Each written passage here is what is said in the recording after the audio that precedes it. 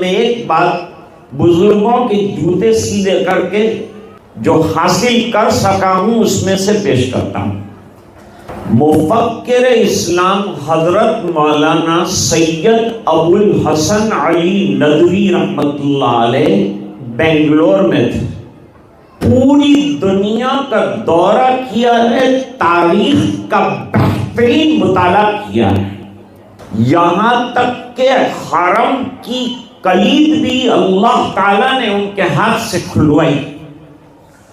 ان سے press reporter نے سوال کیا تھا کہ حضرت ہندوستان میں مسائل مسلمانوں کے لیے، کہیں مسئلہ ہے ہمارے مسلمانوں کے مارے جانے کا، کہیں شاہ بانو کیس کا، کہیں طلاق کا، کہیں گرفتاریوں کا، کہیں جوانوں کے ساتھ موب لنچنگ کا، کہیں جو ہے پارلیمنٹ میں ہماری آواز کے نہ ہونے کا۔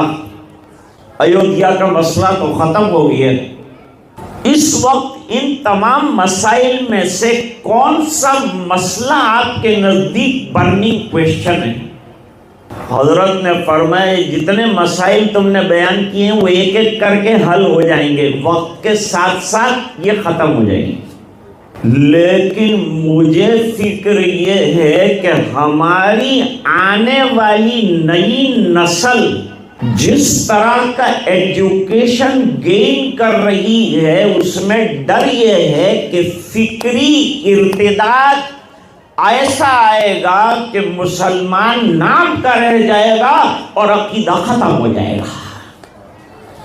آپ بچوں کو پڑھائیں، اس جملے پر غور کریں، ہمارا بچہ بہت بڑا پروفیسر بھی بن رہا ہو، IAS آفیسر بھی بن رہا ہو، لیکن اسے اچھا مسلمان بھی بننا چاہیے، اسے اچھا انسان بھی بننا چاہیے۔ ہمیں IAS بھی چاہیے، ہمیں ڈاکٹر بھی چاہیے، ہمیں لائرز بھی چاہیے، ہمیں سائنسدان بھی چاہیے، اور یہ سب بہترین مسلمان بھی چاہیے۔